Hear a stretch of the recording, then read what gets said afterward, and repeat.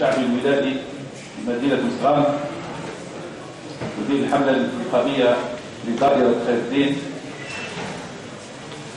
أعضاء المنظمة الوطنية للطلبة الجزائريين على مستوى الوطني، وكذلك المكتب الولائي للطلبة الجزائريين على مستوى مدينة مسغان، مسؤولي وإطارات الجامعة، مدراء الإقامات الجامعية، طلبة والطالبات المنظمة الوطنية للطلبة الجزائريين.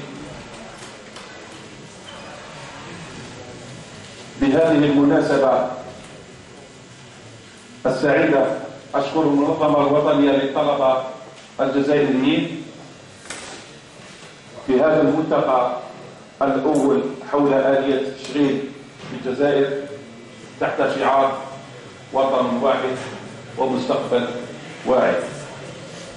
بهذه المناسبة الكريمة